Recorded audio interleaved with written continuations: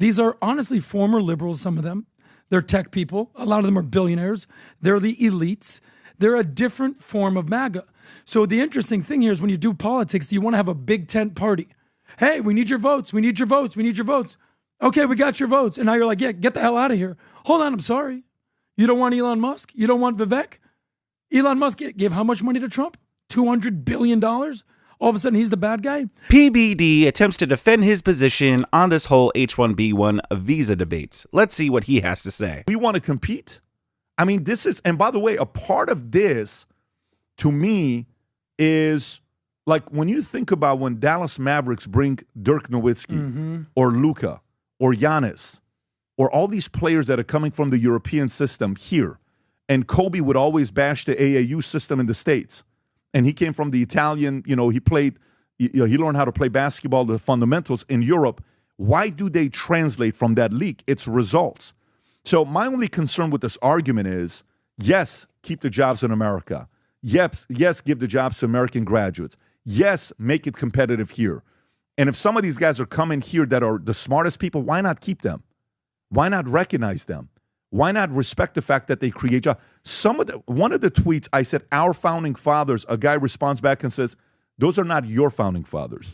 Guy posts a picture of the Shah of Iran, says, that's your founding father. Oh, so funny. But that tells you what, a part of this, there's nationalists and there's white nationalists. White nationalists, Vinny, don't want people like us here. I know. They just don't. Why? Oh, Lordy. So there's a new term called the woke right going around. The thing is, I think these people like PBD and Elon Musk, I think they're acting like the woke right, because what does the woke do? Accuse anybody that disagrees with them as racist. And so, yes, I'm sure there are people online that are being racist about this, but those are not the majority. Those are the minority. And I assure you, the majority of people are just like, no, we need to prioritize Americans first. Let's make America great again and prioritize America first. Nationalists are a very different model, and they can have that argument, but this got very ugly very quick. Yeah, no, you're spot on with the white nationalist thing. So what I'm concerned about is you made an amazing tweet because your prediction has basically come true. What they're doing to basically divide and conquer Trump versus Elon. That's what I'm focused on. Can you turn me up a little bit, guys? But it's sort of what you've seen the comments that are being made by Steve Bannon and Stephen Miller. They're sort of. What do you think about it? So here's what I'm thinking. Can I read the tweet so the audience knows, and then I'll go to you? Please do. So here's what Steve Bannon said. Steve Bannon said, let me be clear on H-1B. I want zero. The whole thing is about, they're only geniuses, H-1B visas. That's not what it's about. It's about making American jobs and bringing over essentially what have become indentured servants at lower wages. The thing's a scam by the oligarchs in Silicon Valley to basically take jobs from American citizens, give them to what become indentured servants from foreign countries and pay them less. Simple. That's what he said. And he does have a point right there. There is a point to basically what's happening with these guys with these H-1B visas. You said, you can pay them less versus an American. Oh, yeah. By the way, views definitely happen. By the way, I know people who basically outsource jobs and say, well, I can pay an American worker here $30 an hour. I can pay some guy in the Philippines or in India $4 an hour. So it works both ways. But what's happening with MAGA versus Musk, it's sort of like MAGA 1.0 versus MAGA 2.0. Who's MAGA 1.0? The guys that have been there 10 years versus the people that have been there basically 10 months. So you have the nationalists that you talked about right there. So you have the working class people, the America first, that want to put America first. They're sort of the populists. They're the protectionists. You might almost say isolationists. MAGA 2.0, the people that have basically been there for 10 months versus 10 years. These are honestly former liberals, some of them. They're tech people. A lot of them are billionaires. They're the elites. They're a different form of MAGA. So the interesting thing here is when you do politics, do you want to have a big tent party? Hey, we need your votes. We need your votes. We need your votes. Okay, we got your votes. And now you're like, yeah, get the hell out of here. Hold on, I'm sorry. You don't want Elon Musk? You don't want Vivek? Elon Musk gave how much money to Trump? $200 billion? All of a sudden, he's the bad guy?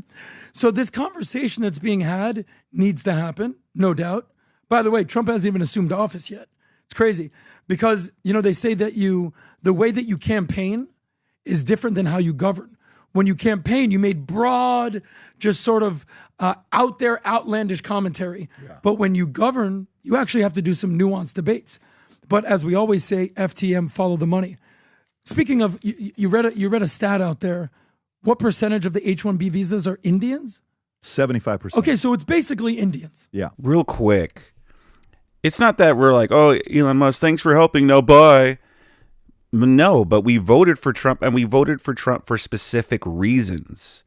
And Elon Musk isn't just some guy. And not only did he donate to Trump's campaign, but he's also going to be working with Trump as part of that whole Doge thing. So he's going to be kind of part of the government in a way. So it's just that we voted for something, and now it seems like you're kind of, telling us something different. And on top of that, too, Elon Musk is taking away people's blue check marks and stuff like that on X. We just don't want it to be like the new boss, the same as the old boss. It's like we voted for people to prioritize Americans. And so when we hear that the people we voted for is going to be essentially prioritizing another group of people yet again over Americans, you could understand that it's frustrating. And I don't see why that's so hard to understand for these people. Maybe I could understand for PBD, or I could understand PBD, since he wasn't born here. A lot of the people making these arguments are people that weren't born here and aren't from here. So obviously, yeah, they're going to be for these visas because they, went through some kind of program or immigrated here legally in some way themselves. So follow the money. GDP per capita. What's the GDP per capita in India? In India, they're number 120 in the world. The average Indian makes $8,400 a year. Okay, that's from 2023. Mm-hmm. So my stat says that's what it says, 2,400. I see 8,400. I don't fact check that. America, $76,000 a year, GDP per capita. Either way, if you're working in America, you're making so much more than you're going to make in India. And by the way, what do you think the people do when they make this money? What you just said. So what's your point there? Are you saying, even if you're suppressing their wages, which is not fun. Okay, there it is right there, 7,000. Even if you're suppressing their wages, they're making 10x what they'd be making in India. So they have a choices to make. They don't have to come here, right? But there's also another thing. Are you saying that because you're saying, the opportunity to live in India is not as good as here, and that's why it's not even close? No, meaning, so Indians are going to school there, but they're wanting to come to America here. The dream for them is to come here. Who doesn't want to come to America? Yeah. Who doesn't want to come to America? I love the analogy that you use, the restaurant analogy. How do you judge a good restaurant? How long is the wait? The wait to get in America, with the exception of the past couple of years. I forgot that guy's name, but that guy is always is he like the token idiot on the PBD podcast? Guys, if you listen to the PBD podcast regularly, has that dude ever made any like solid points? Every time I like watch a clip for the channel, he always sounds like an idiot. And even PBD is like, even though it sounds like he's agreeing with PBD, like he's trying to help make PBD's point, even PBD is like, so what are you trying to say? Like, because I think PBD also knows that his argument kind of makes them look bad because, yeah, obviously our wages are better than India's, even if we are paying them less. That's the whole point we're trying to make. That, yeah, you could pay the foreigners less, and that's still way more than what they're making. Meanwhile, the Americans here will be taking the pay cut because it's going to lower our wages. And open border Kamala Harris czar policies has been what? What did you just say? Are we the number one country for immigration year in and year out? It's not even close. Not even close. It's not even close. Yeah. So where the hell else do you want to go? You want to move to China? I don't see anybody trying to get into China. I don't see anybody dying to get into Russia or North Korea or Iran. So America is the place, the land of opportunity. So this conversation, I think, does need to happen because do we not want immigrants here? Do we not want the best and brightest? Where do we want them going? Want them going to our enemies? We want them here. But at the same time, I do agree with Vivek. Americans got to compete. I love the thing that you broke down about a year ago about why Indians are so successful. If you look at the most successful minorities, it's number 1 and number 2. And it's bing, bing, bing, bing, bing, Indians and Jews, straight up. So why is that? what's going on in their culture. You did a whole breakdown about the family and divorce rates and what Indians do and how they're encouraging. Do you know what their divorce rate is? It's like 1%, something ridiculous. It's low. So ridiculous. It's that their divorce rate is, on some data shows 1, on some data it shows 6%. African Americans were the highest in the U.S. at 31%. Hispanics were at 18.5%. Whites were at 15.1%. Yeah. But Indians are at 1 to 6% divorce rate. Is what they have. Yeah, it's some ridiculous number that they have. You know how they say don't hate the player, hate the game? The Indians are playing the game. They're doing it. Yeah, but what I'm trying to understand is the following. Here's what I'm trying to understand, Tom. And I want to bring this to you. I want to understand everybody's points. Like, for example, I want to understand Elon. Well, he said, he came here on an H-1B visa. Well, that's what I'm saying. Yeah. Where he says, the reason I'm in America, along with so many other critical people that built SpaceX and Tesla and hundreds of other companies, that America's strong because of H-1B.